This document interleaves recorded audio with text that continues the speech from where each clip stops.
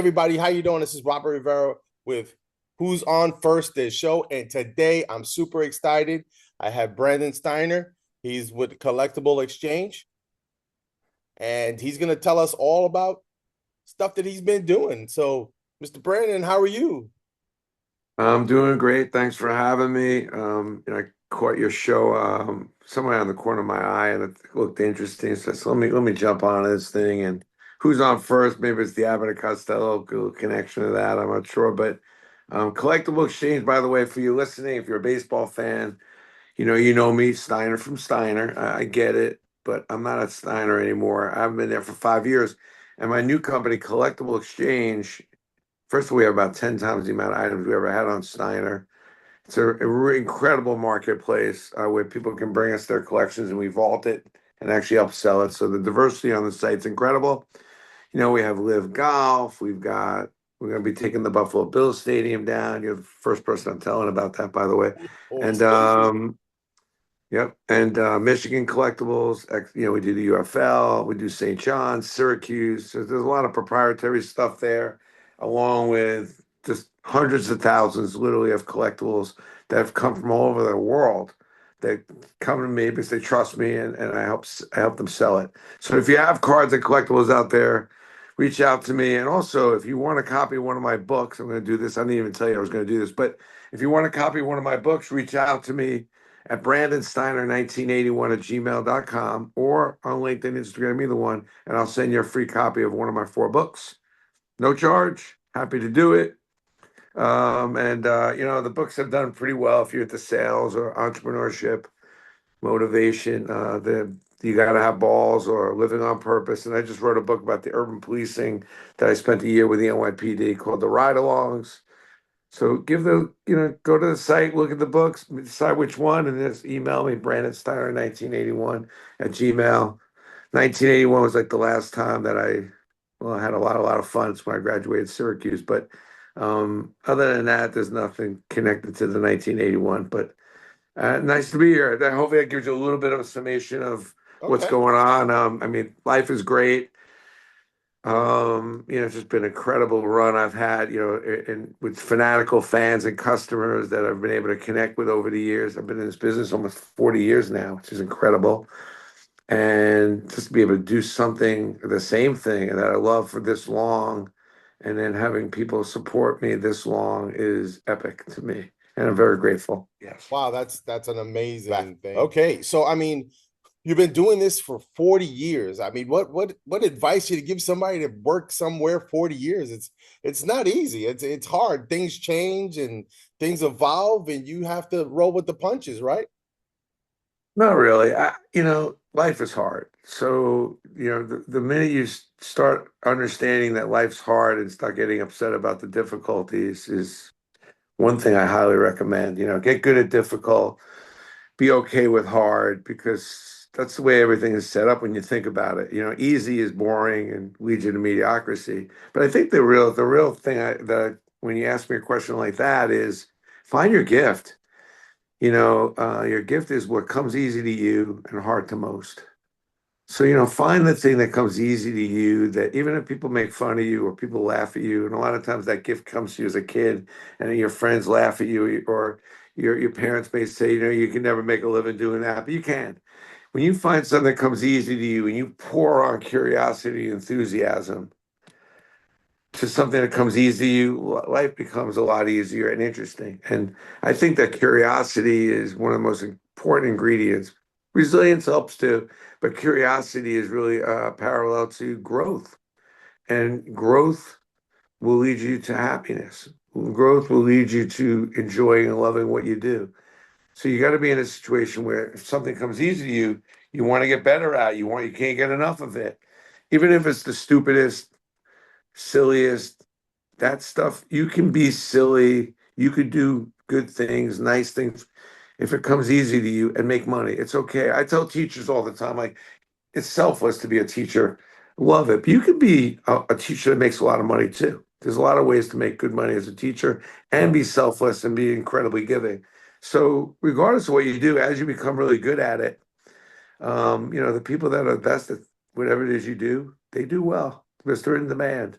And that's the goal, is to find what comes easy to you, that's hard to most, and to get really good at it, because that moves people and people will pay a lot for the best. Okay.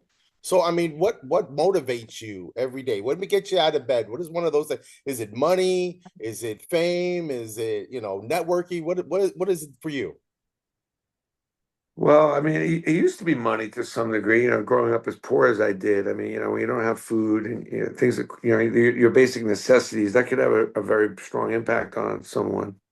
So, I feel like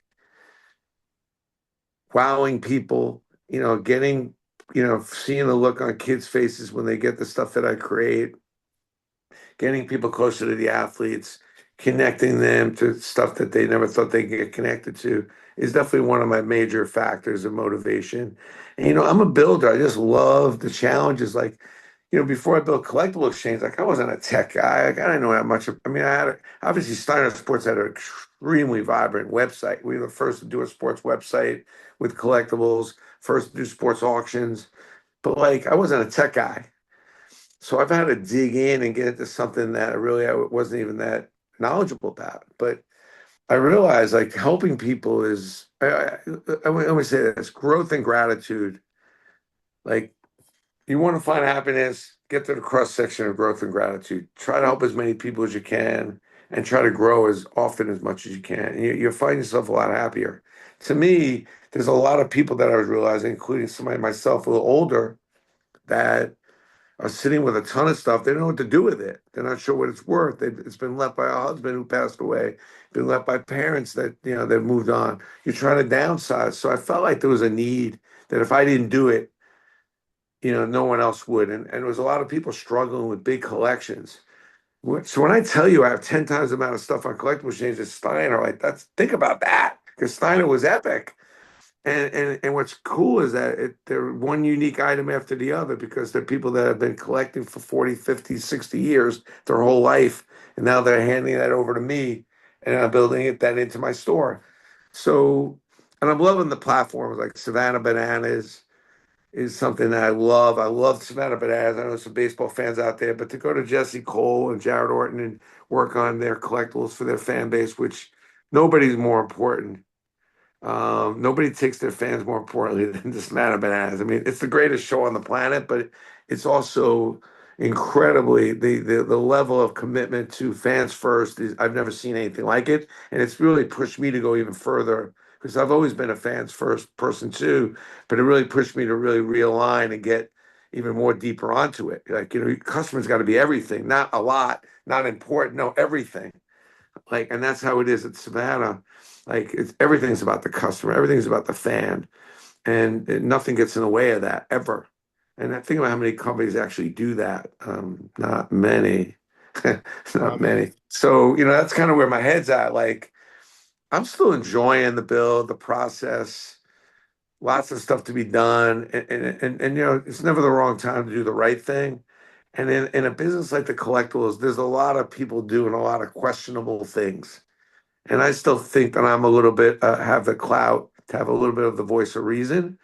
If fans will allow me to have it, and at least try to make sure that I'm calling some stuff for what it is and keeping things straight. Because I used to have to tell people, like, this hobby's a business. Now I got to tell people, this business is still a hobby. So Like, this is not life and death. We're not curing cancer here. So, I have to remind people that this business is still a hobby. Like, it's still just, it's a trading card. It's a ball with some ink on it. Keeping things kind of real, and stop buying the stuff hoping that you're going to become a millionaire off of it. Because it's really not the right approach to anything, let alone sports collecting. That's what I see a lot of kids doing. It's like, oh, I'm going to buy this. One day it's going to be worth $1 million. Like, no, it's not. Matter of fact, most probably it's not. But buy it because you love it and you're going to enjoy it, and because you got a sense that it has some value. And then if you're lucky enough, maybe some of it will go up in value, but more than likely, most of it won't. right. That's I that's the honest truth. the best advice I ever got was a card collector, and I was always chasing the full decks, full update card of the full thing of like tops this Yes. year, that year, this year, that year. And then he said, "Hey, you're wasting a lot of time." He goes, "Figure out one person that you really like and collect that person." I'm on the Love that. I'm on the realm of about 700 Roberto Clemente cards. That's just cards. We're not talking posters. I have rings. I have all kind of trophies, plaques, statues, all kind of stuff. And for me, as like I'll go out and I'll buy a Roberto Clemente card. I'll buy five of the same cards from the same person. I don't care. It's a Roberto Clemente card. So, I mean, what advice you give some of these young guys? You should they go out there and get cases of baseball cards? So they go after that one person. So they just go after two. What advice would you give them? I'd give them the advice that person gave you. I love that. Buy a player that you love and go in deep on them. It doesn't have to be one player. It could be a few, Yeah. or it could be a team. But I'm on board on that, and I happen to love Roberto Clemente, and I always have. They're one of my favorite players, number 21. Um, just got some Roberto Clemente stuff in from a lady that used to represent him, and I was like, "Wow, this is I don't want to sell any of this. I want it all." But my wife doesn't allow me to bring anything home anymore. Oh. But I love that advice. I mean, buy what you love, enjoy it, have fun. If you want to go get into some players when they're a little younger, and you go get into that risk factor, it's not expensive. So if it doesn't work out, nothing gained, nothing lost. But when you go start chasing after these wild cards that we don't even know if they exist, nor are they even worth what they're saying is worth, that's a dangerous lane. And I don't want to see young people get the fool's gold.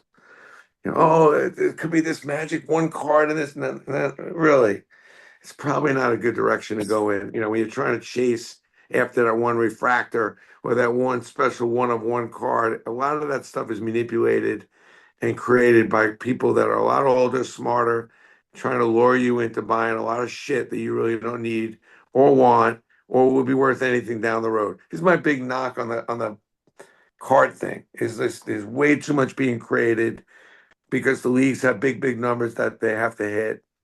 And I think that the misunderstanding is that no one really knows, it's not transparent about how much is getting created and what your real chances of winning these things are so slim and outrageous. And I think that it's also very confusing about the fact that when you do get a good card, the cost to grade it and get all that straightened out is very high. I'm very unhappy about that. I'm hoping that we could expand the amount of companies that do grading so that when you do get a good card, you can afford to grade it, encapsulate it. Grading, you encapsulate, it's protected. That's fine. I like the business. I just wish that there was a little more respect for the consumer by producing less, letting the consumer win a little bit more, and the costs are just outrageous. So, anything that's got anything decent in it just is an outrageous price. And I think there should be some more cards that are more affordable for the young ones. Yeah. I mean, I collect autographed baseball cards. I have several in my collection. But my thing with the autographed baseball cards is I don't want to buy one. I want one signed in front of me. I want to meet the player, and I want that ball to have a story, because I can go on your collectible website and go buy one of my favorite players, Don Mattingly, and get the ball and put it in my case and go, okay. And when they say, hey, well, what about that? I go, yeah, I bought it and cost me $70. And I don't get my one of my favorite stories is Pete Rose. I got to meet him up in Cooperstown. I got his autograph, and then I was told, okay, we got to move along. And I moved, and I was like, hey, Pete, can I get a picture? He told me no, and he felt bad, and he said, I'll write something on the ball for you. I said, well, he goes, what do you want me to write? I said, well, you're the hit king, and he put hit king 4256, and he gives it back to me, and I'm standing there staring at the ball, going, oh my lordy, and he put an indicia. I'm like, oh wow, this is amazing. I still wanted a picture. I wanted a picture. I wanted a picture. Security guy rushed me off 2 or 3 times, and I was like, I wanted a picture. I wanted a picture. And then finally, towards the end, there was nobody there, and he goes, you know what? Come on, kid. And he gave me a picture. And just I love Pete Rose, yeah, and I'm right with you along that. But I will tell you this: if you can get it in person, it trumps everything. I agree. However, that's not always the case. If you're a real collector or you love, the art of collecting, let's say autographed baseballs, sometimes meeting that person, especially if that person is not alive anymore, but yeah, you know what I mean? Like, I think you can always try to get what you can get in person with that experience. You never know where that's going to go. yeah, And I'm a big fan of it. But also collecting is collecting. If you're collecting your favorite stuff, you're collecting your favorite stuff. Pete Rose, by the way, on YouTube is a great interview with me and Pete. I had a great relationship with Pete. I can go on and tell you a million stories about Pete. Um, he's just incredibly knowledgeable, one of the great baseball winners of all time. Yes. And it's a shame that it kind of got all murky and everything. And then here we are gambling on everything. And we're on a whole bad tangent with gambling. I'm not a fan of the gambling. Me either. And I wasn't a fan of putting Pete in the Hall of Fame initially because I was pissed he shouldn't have been gambling on the sport. But inevitably, he paid the price. They should have put him in while he was alive. I'm sorry, and hopefully they'll still put him in sooner than later. But I just think we're pushing the gambling so hard. We're messing up with a lot of young ones that are going to become gambleaholics. We're going to have all kinds of problems with people where they just can't stop gambling because they're just pushing. You can't sit there and watch a game without having a prop bet, without having 30 different ways to Sunday. Then you add fantasy football, which is gambling. And in a way, these trading card thing, by the way, is gambling. So like, what are we trying? What are we doing? Right. And I just think some of it just needs to be what it is and be fun whatever happens happens, but it doesn't have to have an immediate effect. I just don't like the push that now athletes, teams, and leagues are pushing just to grab the money grab, because Yeah. somebody's gonna have to pay for that shit. And Yeah. I see kids in college, parents having to go up there and bail them out as to hundreds of thousands of dollars in debt. This Wow. is a serious problem. We're seeing now athletes that are having troubles and struggles getting caught for gambling, which they're not allowed to do. But I think it's much deeper, much further into it. I think this is the first time the golden goose is compromised. And Wow. we may be taking some potential steps backwards because the integrity of the games, if you're sitting there, you're worrying, did he miss that first free throw? Because maybe somebody had a prop bet whether he's going to make or hit the free throw. Right. It's like, I mean, it's not only about winning the game because altering the game is a pretty big deal, but we're talking about some of these small bets. It's very dangerous. These prop bets should be taken off you need to get those off the table immediately because all it does is risk the fact of me knowing somebody and saying, look, when I get tonight, I'm not, I won't hit a home run or I won't get a hit the first at bat. Yeah. It's very, very dangerous. Or, a receiver saying he has to get 5 catches or more, and he decides to not, to Yeah. say, Coach, take me out. I'm not, I got a little cramp on my leg, Yeah. whatever. Right? So there's so many ifs, ands, and buts. And we haven't even talked about the referees Oh, and the coaches umpires. The the umpires. umpires that can affect the game. Hmm. So,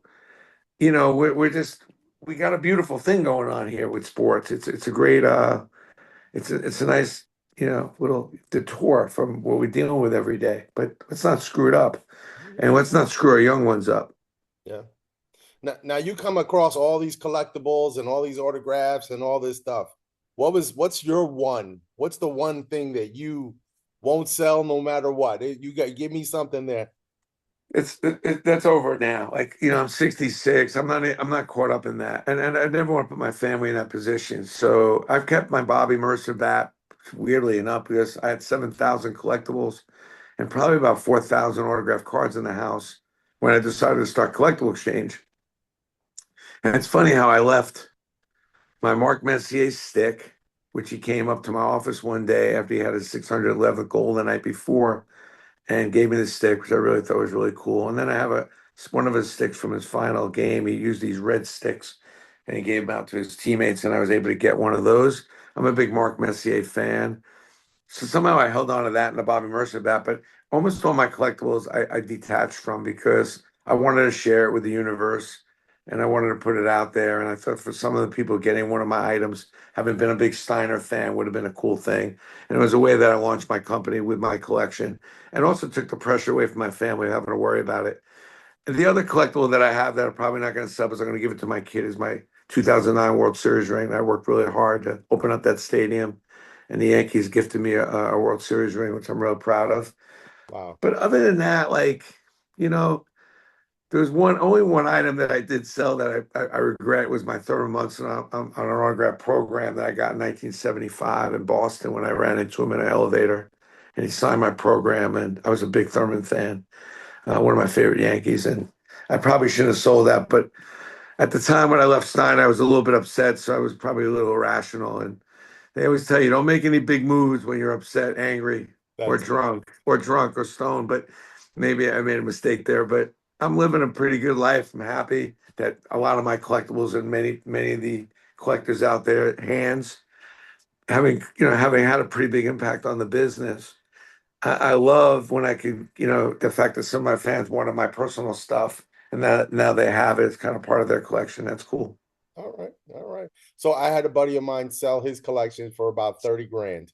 And he had one particular item that he did not want to sell, which was a Hank Aaron autograph baseball.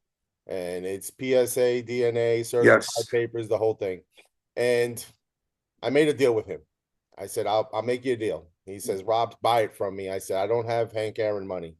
I said, but I'm gonna make you an offer and I know I'm gonna insult you. Well, I insulted him. And he said, okay, when can you come pick up the baseball? So the deal is anytime he wants, he can come back and he can repurchase it from me from my purchase price, and I will give it back to him because he knows it's not going to go on eBay.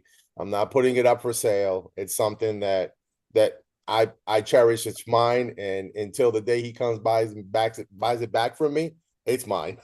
It will stay. You I had know. Hank Aaron under contract for I think 9 years. Loved him, just a pure joy. If you want to watch an incredible interview, and I've interviewed, hundreds, and I was known to interview everybody way before it was even, I was just interviewing guys as often as I could. But there's an interview with me and Hank Aaron on YouTube. It's a two-parter, Brandon Steiner and Hank Aaron. We forgot the cameras on, and that came at a time when he wasn't doing interviews. There was about a 3, 4 year period you couldn't get to Hank. And he decided he would do the interview with me. And we just kept going on and on. We talked Jeter, A-Rod, Barry Bonds. We talked it all. If he was happy, sad, angry. Some of the stuff that comes up was Hank, an angry guy.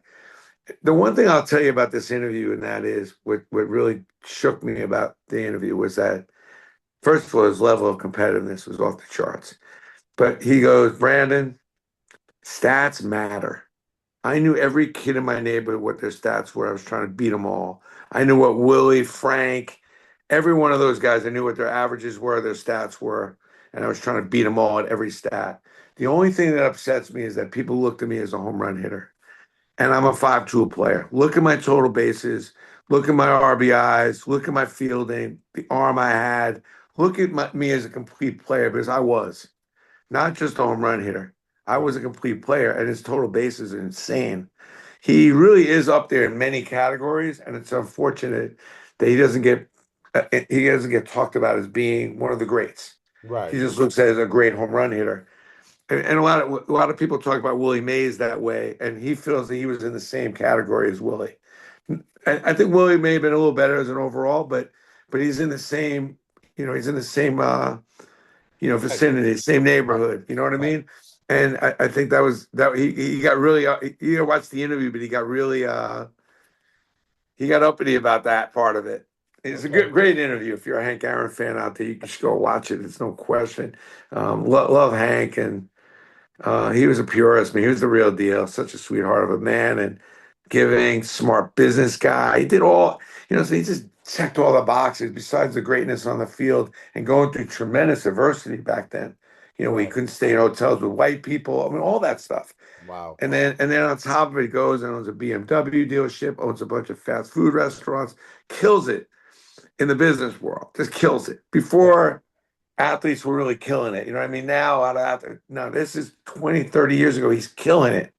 Like, I love that. And then just raising a ton of money for his foundation to help kids with scholarships and stuff. So he was just, to me, the complete package. Great, great. You never hear anybody say anything bad about Hank. You never saw any picture of him in a bar, drunk, not handling his shit, right? Like, Right. he just was a completely phenomenal human. We Right. need more of those kind of people, you know? Absolutely. Absolutely. So I mean, you've met superstars and NBA stars and NHL. I'm sure who is give me the top three guys that have either left you like stunned or speechless. Who are Well, those? I never lost the speechlessness when I was with Muhammad Ali. It just was, I just knew it was just unbelievable. And the fact that he actually knew me, I had him for a few years, but even 15 years after that, I'd walk in a room, he'd remember you. Like, I mean, people this guy has met and meets, the fact that he remembers you and treats you, he's just one of a kind. I know Mark Messier is like one of my favorite humans, just a hardcore, incredible friend, teammate, amazing hockey player that people don't even realize. And I know the goal scoring Gretzky, and I'm not beginning to suggest that Gretzky's not the great one. Even some of there's a couple other players, but as a complete hockey player, from leadership, winning a face-off, digging into a corner, giving you an elbow to the face or beating the shit out of you because you messed with one of his teammates. Like, as a complete hockey player, he's right up there in my mind, and maybe possibly a guy that I'd maybe take with my first pick because he could do so much and he was a coach on the ice. So that's my second choice. And I still never get bored when I'm with Mariano Rivera. Like, I mean, when you're the greatest of the greatest of in one particular thing that you do, and it's done in such a simple manner with that stupid one cutter pitch and the consistency and having lived that process with him for those years, I was with him and still with him to this day. It's just amazing me. It amazes me that maybe he was the secret to the sauce. To go winning 5 World Series, but going to 4 World Series out of 6 years. I mean, you realize the run the Yankees had from '96 to 2004? It's outrageous. I Right. don't know if that would be duplicated. I'm wondering if he was the secret sauce to that. Okay. Like I know about Jeter and I know about this and that. I hear you, and Jeter's great. I mean, he's amazing, Right. but I don't know if he was the secret sauce. He certainly was part of that sauce in a big way, but I'm not sure they win all that. They may have been able to win all that without Jeter, possibly. I don't know. I don't know. Torrey also great manager with a great coaching staff. I put in there right up there as well. Like Don Zimmer, Mattingly, Randolph at third. I mean, what a coaching staff, right? Right. Right. But as I see games more and more every year, I'm like, shit, nobody can close the game like the way he closed it, and Ah, and it's just I just don't see it. And night after night after night. I mean, so I've learned a lot of stuff from Mariano about faith, about God, about consistency, about being a total professional, about the way you go about your business. So it's a lot of great learning lessons. So those are my top three. okay. All right. So I mean, all this eventually will end for everybody. So Brandon, when somebody says your name and you're no longer here, what sentence do you want to hear after Brandon Steiner was? Well, I'll leave that up to them. I hear a lot of different things that people always say already. Some are good, some of it bad. I don't know, but he ruined the hobby, turned it into a business. But I think the most important thing for me is he was generous. He made an impact. He made a difference. I help people. Um, and I was a good dad. I was a good husband. That's what's important to me. I hope they'll I hope they'll realize that regardless of some of the success I've had, I think making a lot of money and having a lot of success to some degree is easy, but staying who you really are is hard. And I feel like when people know me from childhood to now, one of the things they always say is like, "Oh, Brandon, you haven't changed."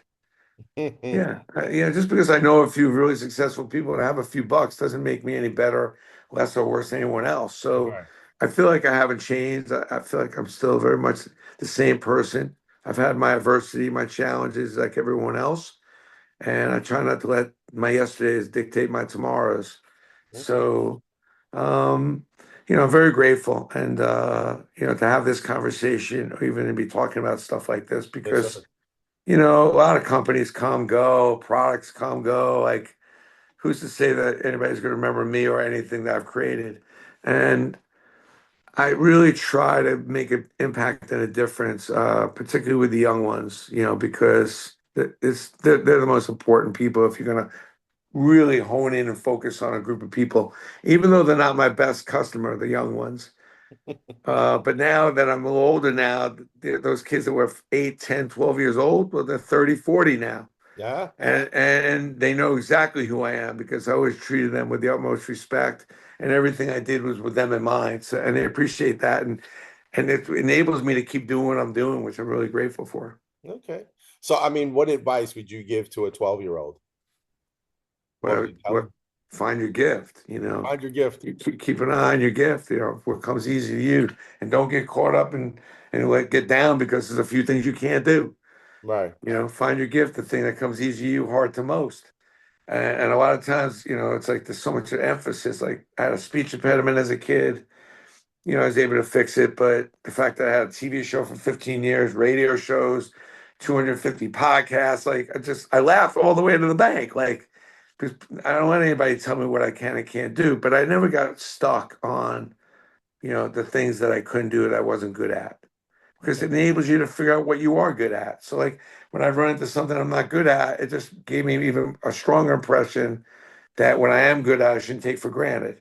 I went into college, I couldn't do the calculus, I couldn't do the geography, I couldn't do chemistry, I couldn't do biology. Like, I didn't get crazy about it. I realized, like, you know, okay, I really am good at business, I am good at entrepreneurship, and I suck at this. So it made me even feel more confident about what I was good at. All right. Wow. It's amazing stuff. I mean, you've had you've still got a lot in front of you and the collectibles. So if somebody wants to get in touch with you, get on the collectibles, how do they get in touch with you? Well, you know, I'm a big social media guy, so hopefully you'll join me on Instagram. I'm constantly posting at least 2, 3 times a day, all kinds of good stuff. Email me if you want a copy of the book, Brandon Steiner 1981 at Gmail. Happy to send it to you. Just send me your address, which book you want. You know, I'm available. I'm around. I answer all the requests on LinkedIn, Instagram. I'm always, you know, moving and shaking. So listen, there's no way to really know what's going on unless you talk to people and hear from your customers, hear from fans, hear from people, good, bad, and different. I never have a problem when somebody calls to complain. I'm actually grateful for it. Like, thank you. Yeah. I mean, because I mean, somebody cared enough to take the time to tell me Yep. where I suck. Yep. And I'm assuming, I'm hoping that they're just trying to help me get better because they saw something that I'm not seeing. But with a lot of companies, they don't want to hear it. Me, I'm Right. like, bring it. You know, tell me what we're doing wrong. Tell me what we need to do better, or tell me what we're doing right, and tell me what you're enjoying the most, so I can even do more of it. Right. I've Right. always been a hands-on CEO like that way, and it served me well. It's been a tremendous, tremendous advantage taking that approach. I wish more CEOs would. Right. I was just watching the movie Fences, and he said, Dad always said you got to take the crookeds with the straights, and Love that. Love that. learn from both of them. And Love Denzel. it's one of the things that even my show, I get negatives, I get positives, and I always say thank you. And you know, I had my son, he said, Dad, you know, this guy said this and this, and why, you know, you say thank you. And I was like, well, I mean, it's constructive criticism. I mean, if you don't learn what the customer wants, I mean, how are you ever going to fix it? You're just going to keep doing the same thing and you're going to lose a customer. I'd rather just say, hey, thank you. I appreciate your feedback, and I'll, you know, keep watching. Keep watching. Maybe I'll hit something that you like. All right. Well, thank you, Mr. Steiner. I appreciate it. I was so excited to get your email back. He does answer the emails, guys. So if you send him an email, he will definitely answer you. I've been really excited that he came on. And once again, thank you, Mr. Steiner. I appreciate it. And one day we'll get to meet in person. And as we say here on Who's on First, keep swinging. If All you right. like the show, please do me a favor. Subscribe. Right. You see it? It's right there. Subscribe, share, like, and don't forget, put that bell on. It'll ding you when I put something else on, all right?